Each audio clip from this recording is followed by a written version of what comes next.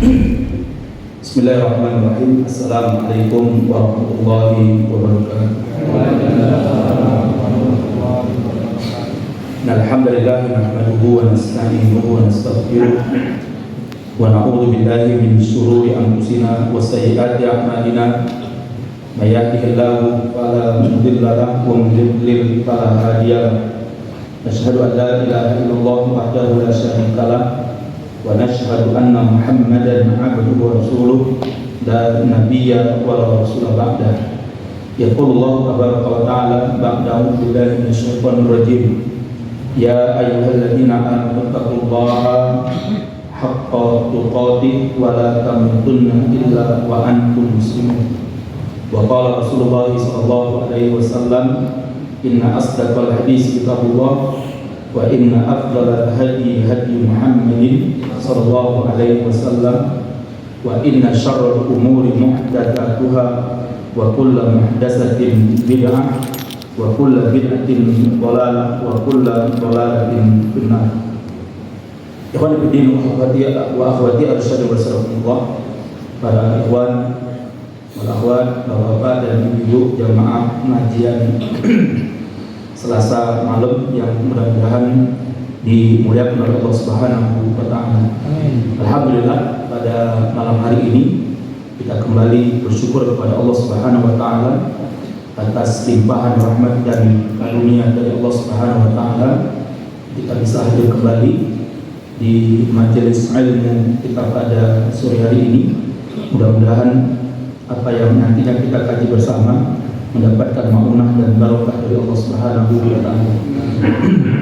Baik, kita masih membahas tentang sejarah kelahirannya sahabat Ali bin Abi Thalib, yang mana penganut agama Syiah atau sekte Syiah mengklaim bahwa salah satu hal atau salah satu sebab atau salah satu faktor yang menjadikan sahabat Ali lebih utama daripada Rasulullah SAW, dan ini adalah bentuk kekufuran dan kedustaan daripada sekte Syiah. Karena kalau meyakini ada orang yang lebih mulia daripada Nabi SAW, maka dia adalah orang yang kufur, dia telah kafir, dia keluar dari Islam. Kenapa? Karena jangankan satu orang, seluruh manusia pun kalau dikumpulkan dan dibandingkan dengan keutamaan Nabi SAW, maka Nabi adalah yang mulia, Nabi adalah yang utama dibandingkan seluruh manusia, apalagi dibandingkan dengan sahabat Ali bin Abi Thalib. Tetapi karena kekafiran daripada sekte Syiah ini, karena kekufuran mereka kepada Nabi SAW, maka kemudian mereka berani melecehkan Nabi SAW dengan mengatakan bahwa sahabat Ali lebih utama daripada Nabi SAW.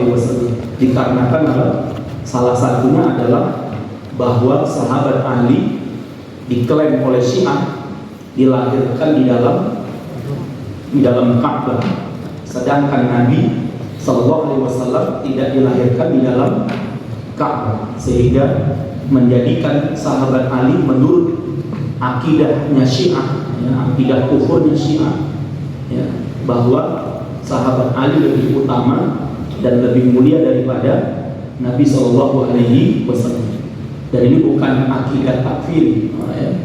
Jadi kita mengatakan bahwa Syiah itu sebuah ideologi kafir, sebuah ideologi kufur, bukan perkara takfir. Karena ulama yang telah menjatuhkan vonis kufur terhadap Syiah itu sejak zaman dahulu. Ribuan ulama telah menulis kitab, telah menulis hujjah tentang kekafiran daripada paham Syiah.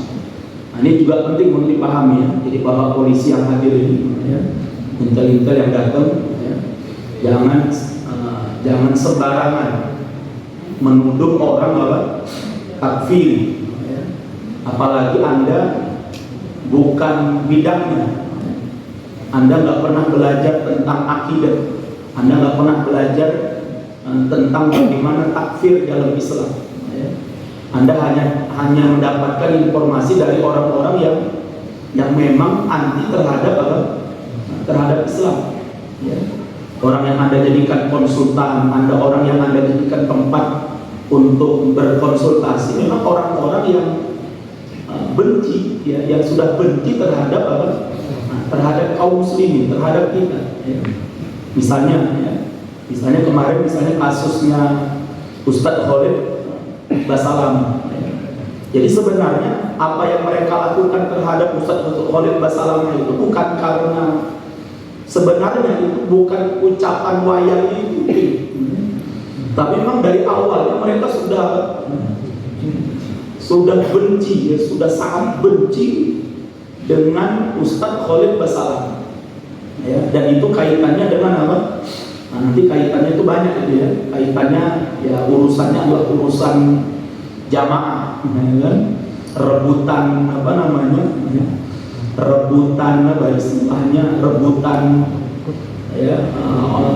objek dakwah, apalagi Ustadz Khalid Basalam tinggal di Jakarta, kemudian dakwah beliau di backup oleh banyak di backup oleh media sosial yang baik, sehingga mungkin banyak, terutama orang-orang di Jakarta yang mengikuti kajian-kajian beliau.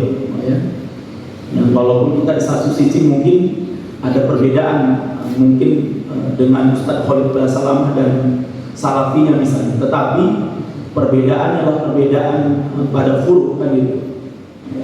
Ini penting untuk kita perhatikan, sehingga kemudian ketika mungkin jamaah-jamaah dari mereka ini banyak yang kemudian keluar dari mereka, jamaah yang lama kemudian keluar dan mungkin sudah mulai mengikuti kajiannya Ustadz Khalid Basalam, karena kajian yang mungkin dengan bahasa yang baik, dengan retorika yang bagus, sehingga kemudian banyak orang-orang awam ini yang kemudian mulai ikut kajian.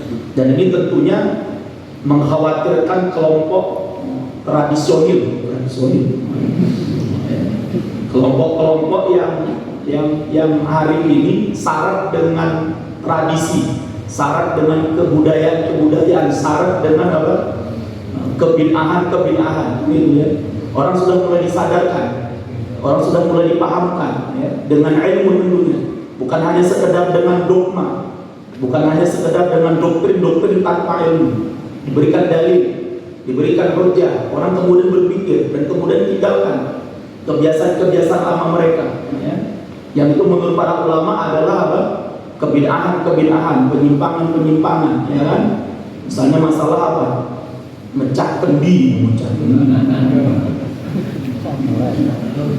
apalagi bawa tanah Nusantara.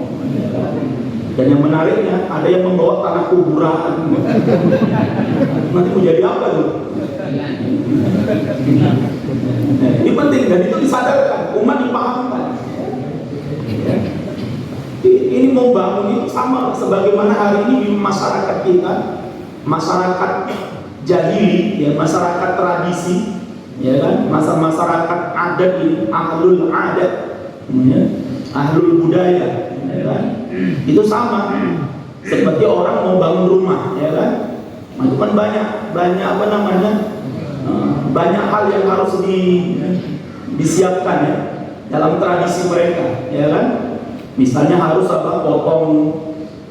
kadang potongkan ayam, darahnya atau potongkan kambing, kepalanya ditanamkan di situ, kemudian nanti ditaruh kelapa di atas.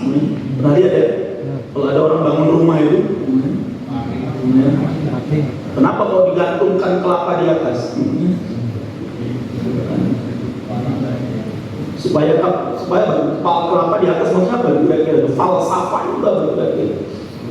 Bahwa itu tempatnya tinggi mungkin gitu ya. Tambah lagi bendera macam-macam lah, kan? Nah, sekarang juga sama. Jadi membangun ibu kota negara, diawali dengan ritual klinik.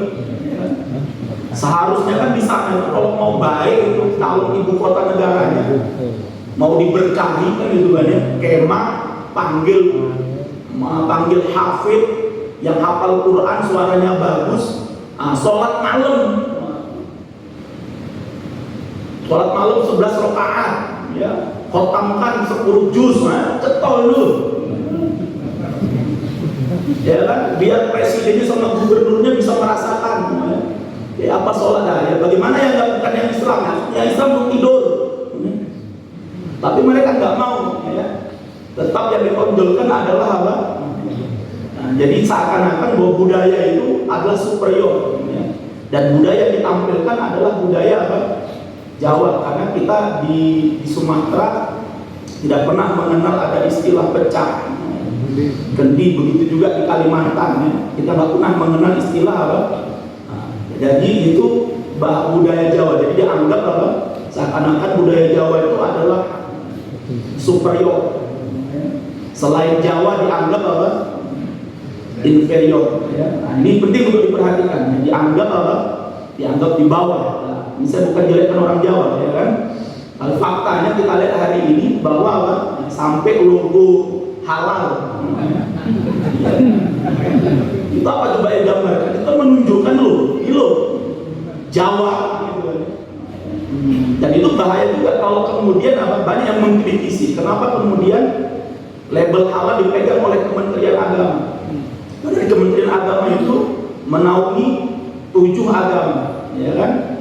Misalnya babi misalnya, halal bagi agama lain, haram bagi Islam. Lalu setelah kira-kira nanti bagaimana tuh kalau misalnya agama Kristen, Hindu, Buddha, Konghucu sama agama aliran kepercayaan minta kepada Kementerian Agama, tolong ya, babi diberi label halal. Karena apa? Karena menurut agama kami babi halal. Kan itu. Yang haram kan oleh umat Islam. Kenapa kok halalnya hanya pakai umat Islam saja? Kenapa kalau yang halal kami nggak kalian kasih? Terus biar kira-kira jadi. Ada yang kerja di Kementerian Agama nggak? Kalau misalnya ke orang Kristen minta babi dikasih label halal, kira-kira biar? Kan katanya harus menghargai, harus toleransi. Maka sebenarnya Pak, yang tepat itu memang label halal itu yang megang adalah apa? Majelis Ulama Indonesia. Kenapa? Karena Majelis Ulama Indonesia itu yang mengatur urusan umat Islam saja. Dan mereka lah yang kemudian, dan itu urusannya berkaitan dengan dalam negerinya kaum muslimin. Sehingga kemudian apa? Para ulama memberikan label halal itu hanya khusus untuk maka kalau nanti dipegang Kementerian Agama maka kita waspada. Kalau ada halal, apalagi bentuknya wayang, apa itu gambarnya? Apalagi ada pendampingnya, ada maklar untuk mendapatkan apa? Label halal. Nanti ada maklarnya itu. Nanti silahkan daftar ya. Kalau yang menjadi pendamping, dapat lumayan kan, nanti satu produk dapat berapa persennya. Nah, ya. Yang jelas, kalau sekalian yang mudah-mudahan dimuliakan oleh Allah, ini penting untuk kita perhatikan. Baik ya, kita kembali ke buku. Ya. Sekarang akan kita lihat apakah sahabat Ali itu dilahirkan di dalam Ka'bah. Ya. Sebagaimana kalian dustanya daripada penganut sekte Syiah. Ya. Nanti kan kita lihat sahabat Ali bin Abi Thalib, nama aslinya adalah apa? Ali bin Abi Thalib bin Abdul Muttalib bin Hashim bin Abdi Manaf bin Qusay bin Kilab bin Murrah bin Ka'ab bin Lu'ay bin Ghalib bin Fihr bin Malik bin Nadr bin Kinana bin Khuzaimah bin Mudrikah bin Ilyas bin Mudhar bin Nizar bin Ma'ad bin Adnan. Ini nama asli daripada sahabat Ali bin Abi Thalib radhiyallahu taala anhu. sampai ke kakeknya ke atas ya. Kemudian disebutkan oleh Imam Ibnu Katsir ya tentang keutamaan sahabat Ali bin Abi Thalib radhiyallahu taala anhu ya, bahwa beliau ya annahu aqrabul asyara al-mashhud lahum bil jannati nasaban min Rasulillah sallallahu alaihi wasallam. Dari 10 orang yang dijamin oleh Allah dan Rasulnya pasti masuk jannah, maka nasab yang paling dekat dengan Nabi sallallahu alaihi wasallam adalah nasabnya siapa? Sahabat Ali bin Abi Thalib. Jadi dari 10 orang yang dijamin pasti masuk jannah, dari yang ke-10 ini satu-satunya yang paling dekat nasabnya dengan Nabi sallallahu alaihi wasallam adalah sahabat Ali bin Abi Thalib radhiyallahu taala anhu. Berkata Imam An-Nawawi, huwa ibnu ammi Rasulullah sallallahu alaihi wasallam. Sahabat Ali adalah anak pamannya Rasulullah SAW. Wa akhuhu bil mu'akhad, dan saudara beliau yang dipersaudarakan, tidak akan dibahas ya. Wasihruhu ala Fatimah, dan menantunya Nabi SAW dari pernikahan sahabat Ali dengan siapa? Dengan ibunda Fatimah. Dan kemarin sudah kita bahas siapa yang melamarkan untuk sahabat Ali, siapa yang melamar ibunda Fatimah untuk sahabat Ali adalah sahabat Umar bin Khattab radhiyallahu taala anhu dan sahabat Abu Bakar As-Siddiq radhiyallahu taala anhu. Nah, ya beliaulah yang melamarkan ibunda Fatimah untuk sahabat Ali bin Abi Thalib. Supaya tahu nih, supaya orang-orang Syiah paham. Tapi kisah ini Pak pasti selalu disembunyikan oleh agama Syiah dari para pengikutnya. Tujuannya apa? Pokoknya jangan sampai para pengikut Syiah itu mengetahui kedekatan sahabat Abu Bakar dan sahabat Umar terhadap sahabat Ali bin Abi Thalib. Pokoknya yang diceritakan oleh para pendeta-pendeta Syiah kepada para pengikutnya bahwa sahabat Abu Bakar dan sahabat Ali, sahabat Umar adalah musuhnya sahabat Ali. Sahabat Ali adalah musuhnya sahabat Abu Bakar dan Umar. Jadi yang selalu diceritakan kepada para pengikut sekte Syiah adalah apa? Tentang keburukan-keburukan, kebencian-kebencian yang dilakukan oleh sahabat Abu Bakar dan sahabat Umar kepada siapa? Sahabat Ali. Padahal itu cerita-cerita dusta. Ini penting untuk diperhatikan. Kenapa? Karena dari awal pendiri Syiah yaitu Abdullah bin Sabah telah menanamkan satu akidah bahwa Abu Bakar, Umar dan Utsman adalah musuh daripada sahabat Ali bin Abi Thalib radhiyallahu taala anhu. Sehingga kisah-kisah yang berkenaan dengan kebaikan antara sahabat Abu Bakar, Umar dan Utsman kepada sahabat Ali disembunyikan oleh para penganut dan pembesar-pembesar Syiah. Ini penting untuk diperhatikan. Sayyidati nisa'il alamin, yang mana ibunda Fatimah adalah salah satu daripada ya, penghulu wanita di dunia ya. Dan dulu pernah kita bahas ada berapa wanita terbaik di dunia? Ada 4 ya, masih ingat ya? Kata Rasulullah SAW, khairun nisa arba'un ya. Sebaik-baik wanita itu ada berapa? Ada 4. Yang pertama adalah Asia ya, istri daripada Fir'aun. Yang kedua adalah ibunda Aisyah radhiyallahu, ibunda Maryam, ibunda Maryam bintu Imran ya, ibunda daripada Nabi Isa alaihissalam. Yang ketiga adalah ibunda Khadijah. Yang keempat adalah ibunda Fatimah radhiyallahu taala anhunna jami'an. Ya, jadi ada 4 wanita terbaik di dunia sepanjang masa, mengalahkan segala mis-mis, mumis Solo, mumis Indonesia, mumis Sumut, nggak ada ya, mis nggak ada, mis-mis nggak ada semua ya. Makanya jangan sampai kita tertipu dengan apa ya. Adapun sekarang pemilihan Miss Dunia, Miss Indonesia, Miss Solo, Miss Jawa Tengah, itu semua bukan berdasarkan ketakwaan mereka kepada Allah, tapi berdasarkan apanya? ketinggiannya, kecantikannya, keseksiannya, kemolekan tubuhnya, nah itu yang termasuk juga mungkin keahliannya, kepintarannya, ketakwaannya kepada Allah kira-kira dinilai nggak?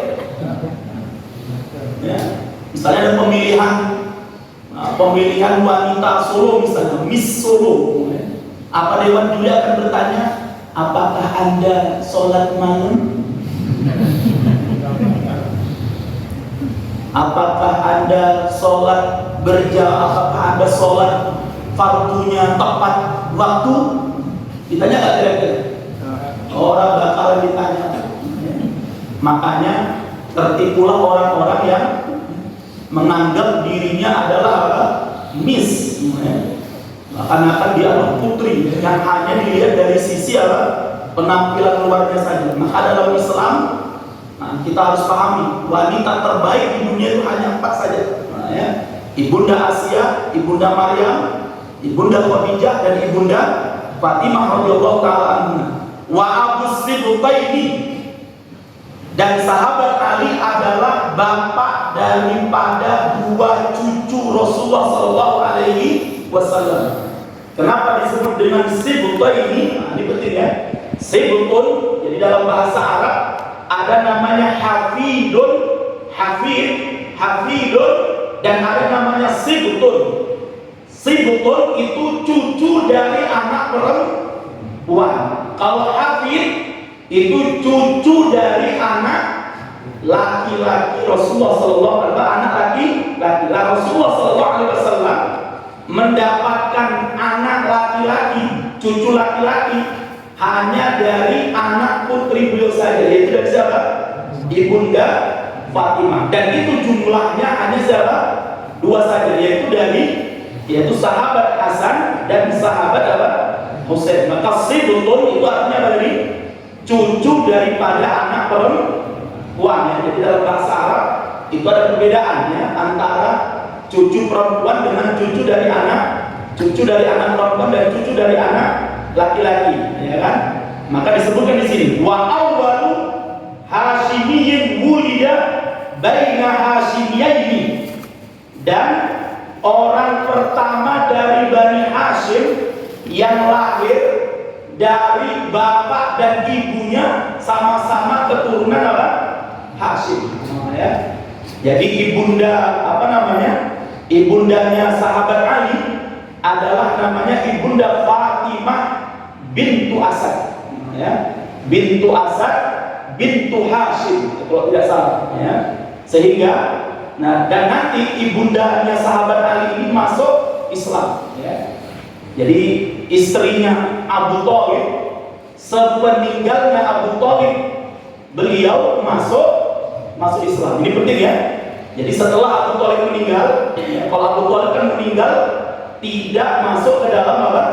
Tidak masuk Islam, ya.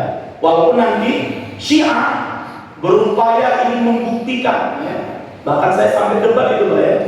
Jadi ada waktu saya ngisi kajian di daerah Sragen, namanya Sumber Lawang, ya. Ada orang datang ke saya dan dia kemudian mengkritik saya dengan mengatakan, Ustaz, ya, dalam keyakinan saya, dia bilang bahwa Abu Thalib itu sudah masuk Islam.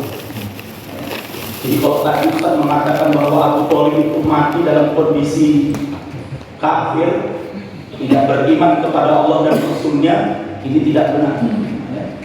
Kemudian saya katakanlah, apa hujjah Anda?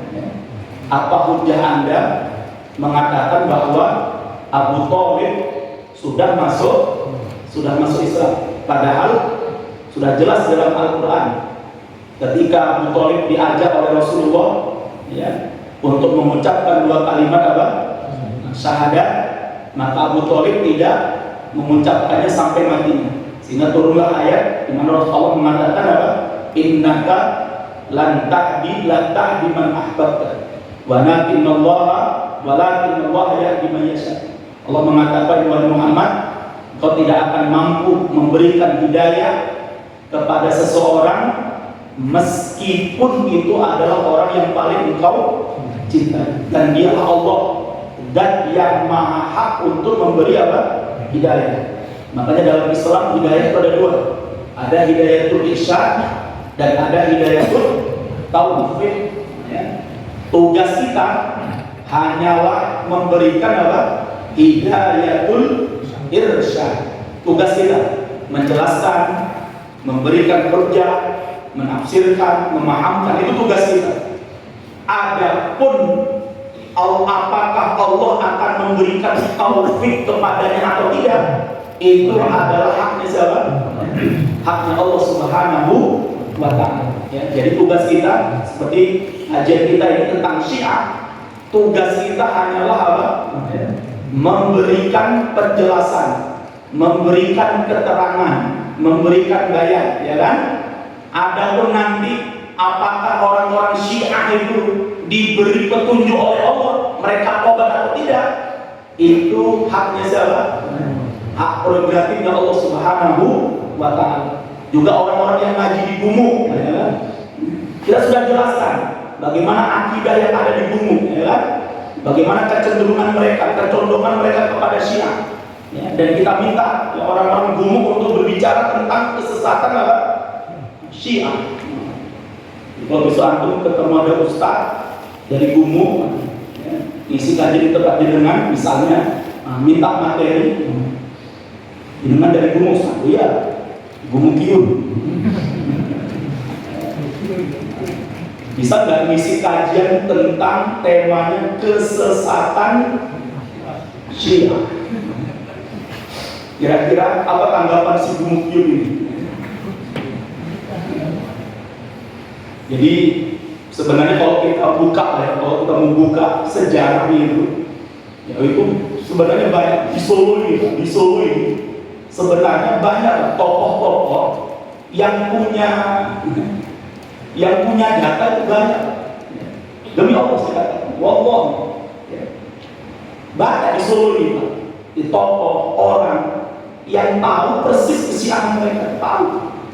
Tetapi memang apa? Mereka lebih baik tidak berbicara. Ya. Kalaupun berbicara, biasanya ketemu dan kemudian apa? Tolong nama kami disembunyikan. Itu dia. Ya. Dan kita sudah dapatkan banyak.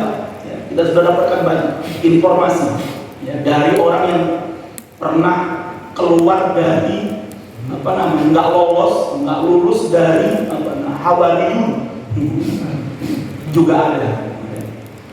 Kita sudah punya data itu, informasi ada.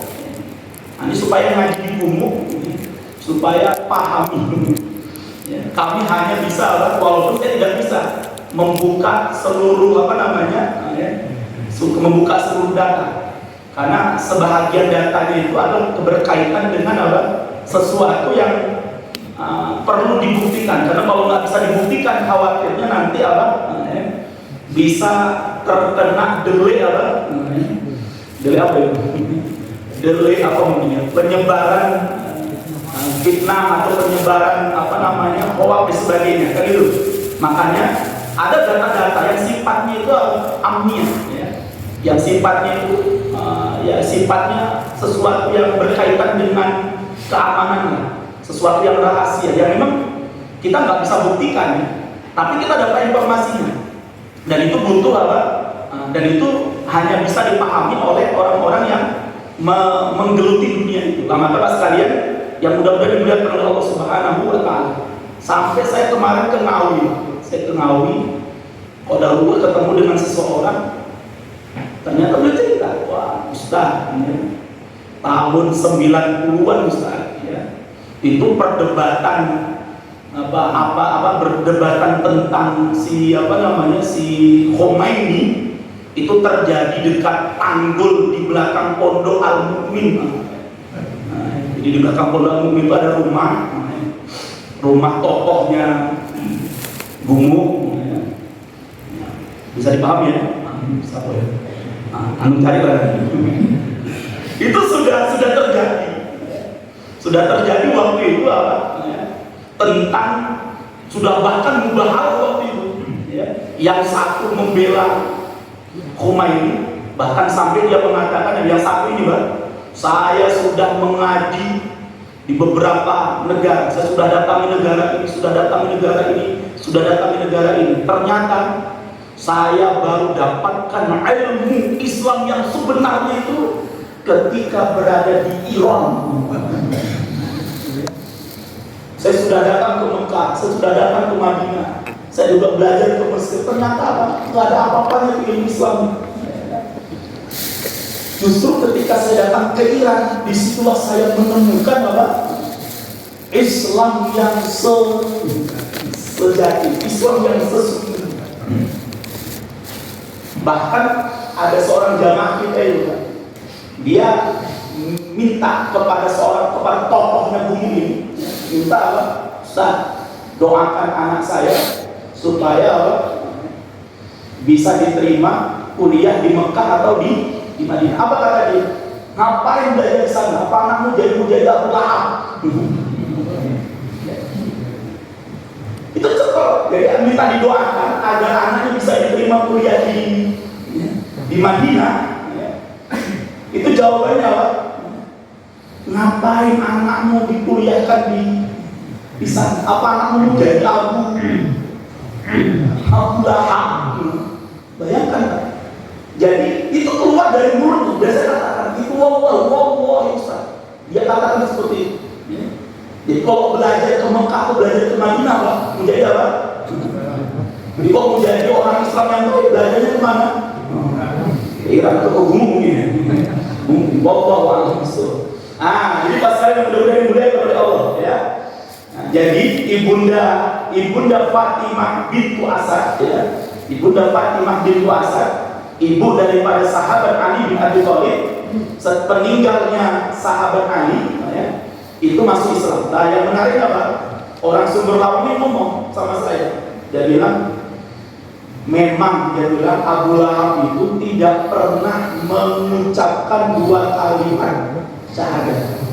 Tetapi dia bilang, tapi Abu Bakar yang mengatakan memang Abu Thalib itu sampai meninggalnya tidak pernah mengucapkan 2 kalimat syahadat. Tetapi dia bilang Abu Thalib itu sudah bersyahadat di dalam hatinya.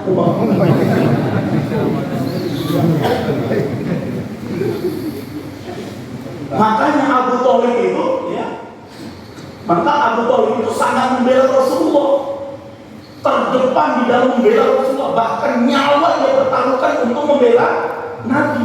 Tapi ketika waktu mau meninggal itu disuruh oleh Nabi mengucapkan 2 kalimat syahadat, beliau nggak berani. Kenapa? Ketika itu depannya ada Abu Jahal, ada pembesar-pembesar kafir Quraisy yang Abu Thalib ini menurut dia itu tidak mau mengucapkan kalimat la ilaha illallah di hadapan mereka. Kenapa? Khawatir terjadi perpecahan untuk nanti belah. Akhirnya Abu Thalib mengucapkannya di dalam hatinya. Saya bilang, dari mana Anda tahu Abu Thalib? Padahal urusan hati itu siapa yang tahu? Allah. Sedangkan waktu itu Nabi mengatakan kepada Abu Thalib, "Qul ya ammi, qul." Wahai paman, ucapkanlah. Ucapkan itu pakai apa? Pakai lisan. Ya ammi, qul la ilaha illallah. Wahai ammi, wahai paman, ucapkanlah kalimat la ilaha illallah. Kalimatan, satu kalimat yang kalimat itu nanti bisa aku jadikan hujjah di hadapan Allah untuk menyelamatkanmu dari api nerakanya Allah Subhanahu wa Ta'ala. Kalau memang betul Abu Thalib itu sudah mengucapkan di dalam hati, nggak perlu Nabi. Dan ingat, di dalam Islam syarat masuk Islam itu apa?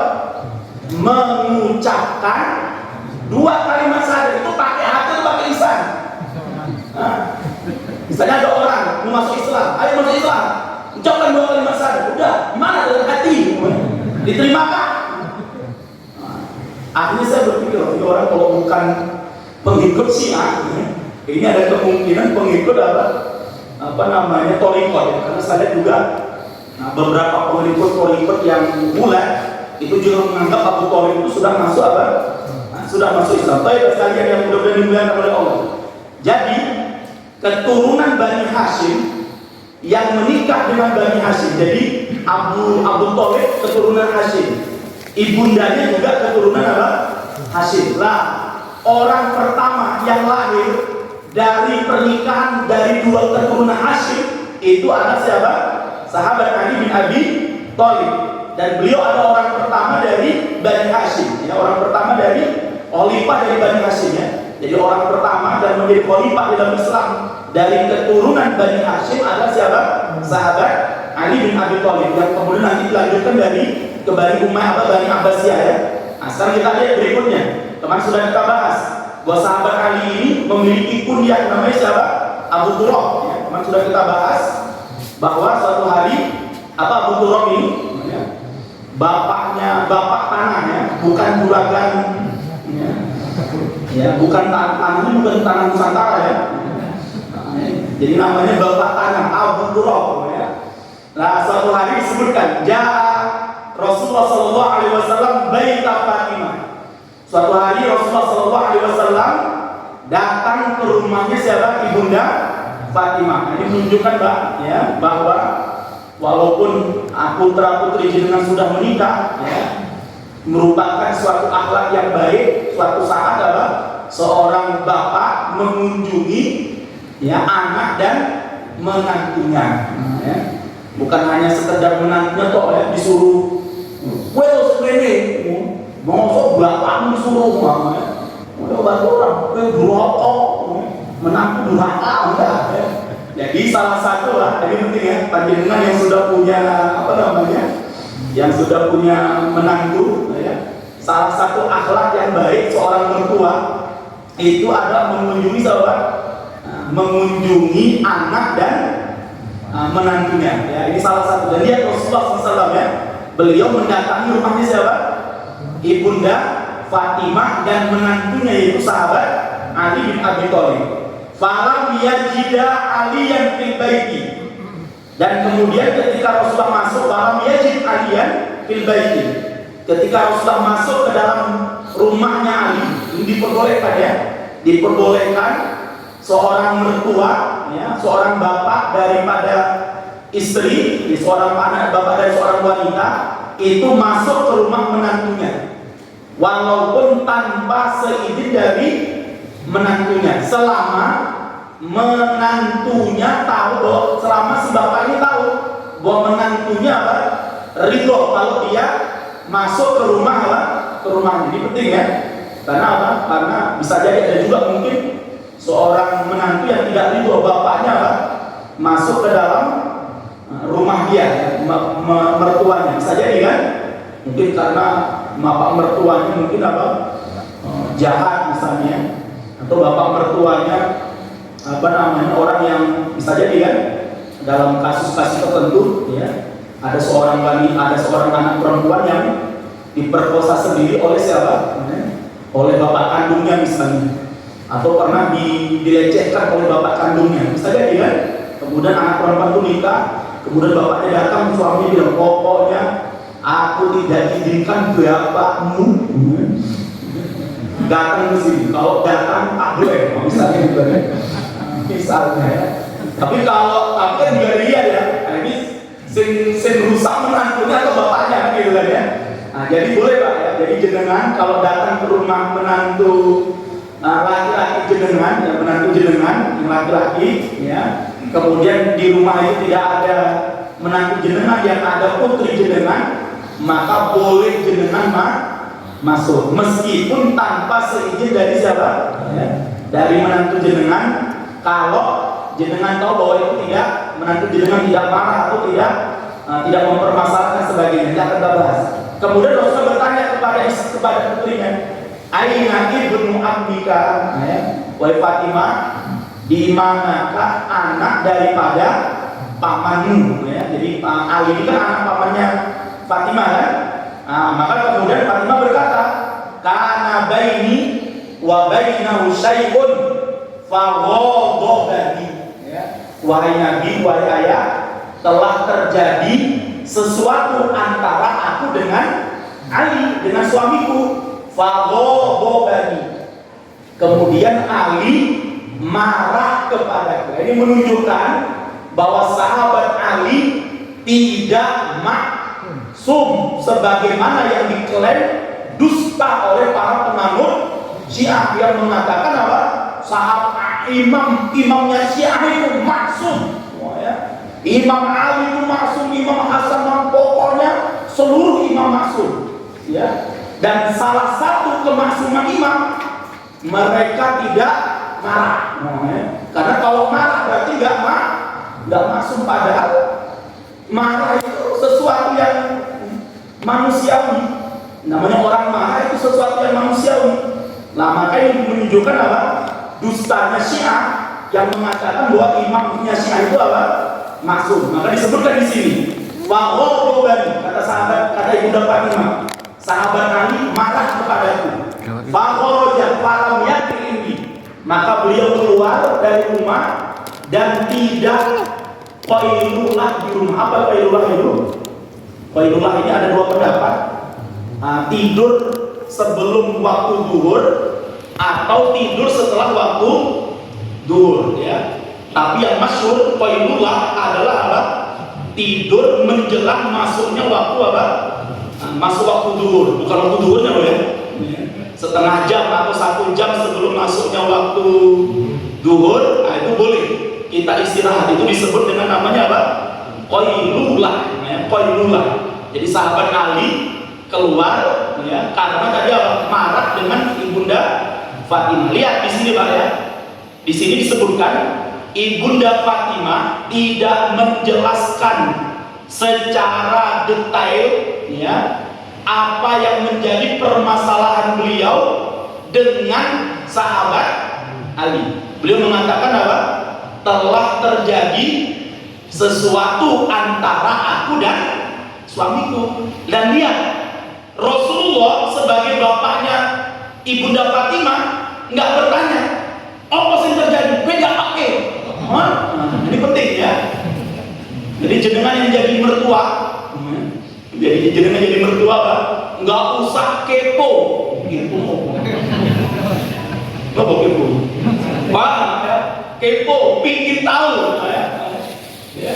Jadi kalau misalnya suatu hari jenengan ke rumah menantu jenengan, kemudian anak jenengan, kemudian apa? Tanya mana suamimu? Suamimu boleh diu, kayak toe lumong, gombal limbo, bertanya. Kemudian ditanya lah, memang ada apa? Kalau terjadi sesuatu, mau sakit tuh, kerja pakai, kurang dikei manyo, kurang dikei uang belanja ya. Jadi penting Pak. Nabi juga nggak tanya Pak. Ya. Nabi juga nggak bertanya-tanya sama Ibunda Fatimah. Nah, kamu diapain sama Ali? Ya. Kamu diapain sama dia? Kenapa kok Ali sampai pergi? Enggak.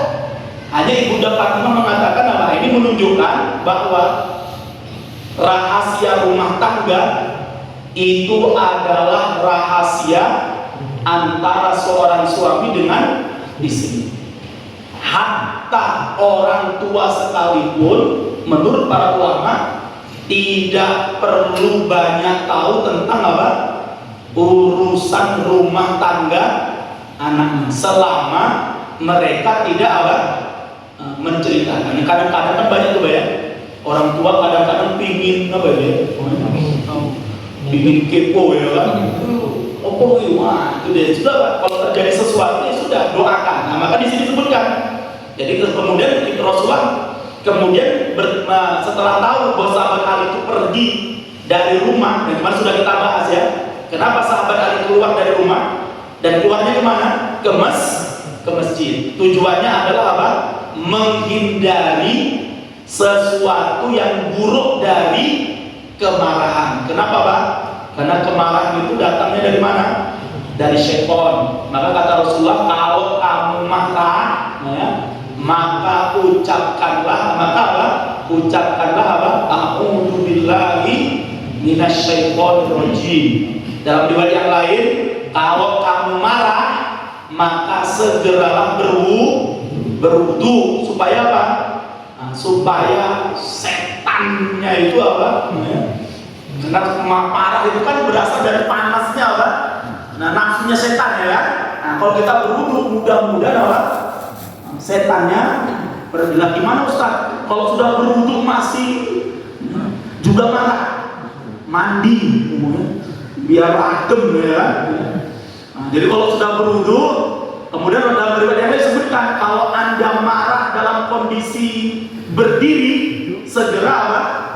Duduk. Karena kalau marah sambil berdiri, wah ini bisa gawat ya kan? Tangan bisa main, kaki bisa, piring bisa. Nah, kalau jenengan marah berdiri tiba-tiba duduk, nah itu seolah marahnya agak. Kalau pas duduk masih juga marah, hidup. Nah, sudah, situlah jenengan marah, ngomel-ngomel silakan ya. Sahabat Ali untuk menghindari sesuatu yang tidak baik akan menimpa istrinya, beliau tidak ingin terjadi sesuatu yang menimpa istri beliau yaitu Ibunda Fatimah, maka beliau mengalah dan keluar dari masjid, ya, dari rumah menuju kemana? Masjid. Kemudian Rasulullah bertanya kepada seseorang, ya, coba tarik di mana Ali? Lah kemudian disebutkan bahwa oh ternyata sahabat Ali tidur di masjid. Maka Rasulullah SAW datang kepada beliau, sedangkan sahabat Ali sedang tidur berbaring di masjid, sedangkan sorbannya telah jatuh ke tanah dan telah kotor dengan dengan tanah yang banyak. Maka kemudian Rasulullah membangunkan sahabat Ali, ya, yang sahu anhu wa yaqul qum abaturah.